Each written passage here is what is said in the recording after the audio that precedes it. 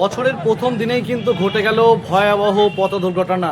আর ঘটনাটি ঘটেছে সাগরপাড়া থানার অন্তর্গত সাহেবনগর এলাকার বড় মসজিদ সংলগ্ন এলাকায়।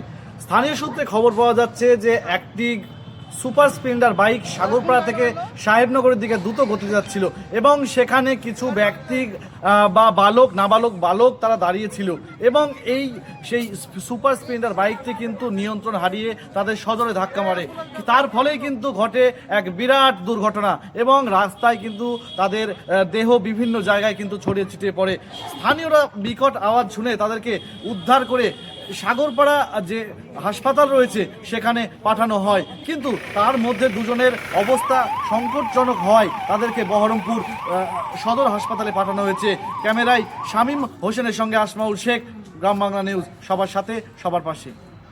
নতুন বছরের প্রথম সন্ধ্যা, যখন সবার চোখে নতুন স্বপ্ন, তখনই সাগরপাড়ার সাহেবনগরে কান্নার রোল।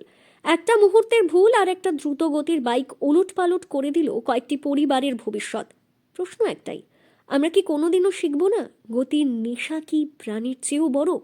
ঘটনাটি ঘটেছে সাগরপাড়া থানার সাহেবনগর বড় মসজিদ এলাকায়। প্রত্যক্ষদর্শীরা জানাচ্ছেন, সাগরপাড়া থেকে সাহেবনগরের দিকে ঝড়ের গতিতে ছুটে আসছিল একটি বাইক। রাস্তার ধারে দাঁড়িয়েছিলেন তফিজুল ও ফারুক। কিছু বুঝে ওঠার আগেই জমদূতের মতো সেই বাইক তাদের সজোরে ধাক্কা মারে। বিকট শব্দে কেঁপে ওঠে এলাকা। স্থানীয়রা ছুটে গিয়ে দেখেন রাস্তার চারধারে রক্তে ভেসে যাচ্ছে দেহগুলো। দ্রুত তাদের সাগরপাড়া হাসপাতালে নেওয়া হয়। ভাই, এত জোরে গাড়ি চালাচ্ছিলে, কি ব্যাপার? মদ্যপ অবস্থায় ছিলে নাকি? হ্যাঁ, এই নাম কোথায় বাড়ি তোমাদের? কিন্তু পরিস্থিতি এতটাই আশঙ্কাজনক যে চিকিৎসকরা তাদের মধ্যে দুজনকে বহরমপুর সদর হাসপাতালে রেফার করেছেন।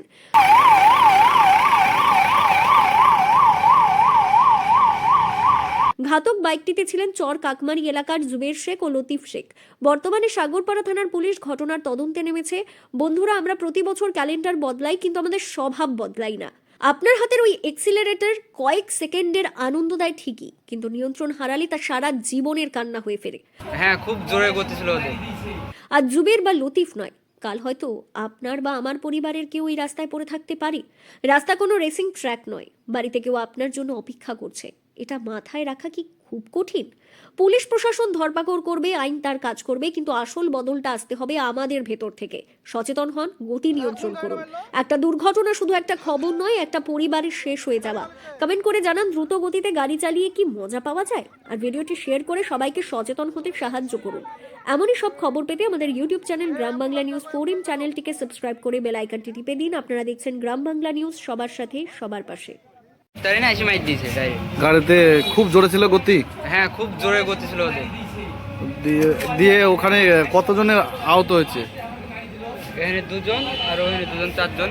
টোটালে 5 জন? হ্যাঁ, 5 জন। দিয়ে তোমার কিছু হয়েছে? আমার কিছু হয়নি।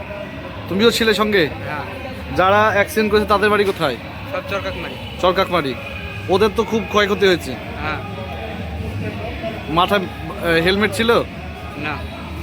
আমরা এক সাইড হয়ে দাঁড়িয়ে শুনো, আমাদের কাছে ওই স্পিড আসে আমাদেরকে মারি দিয়েছে। কোথায় দাঁড়িয়েছিলে? কোথায় দাঁড়িয়েছিলে?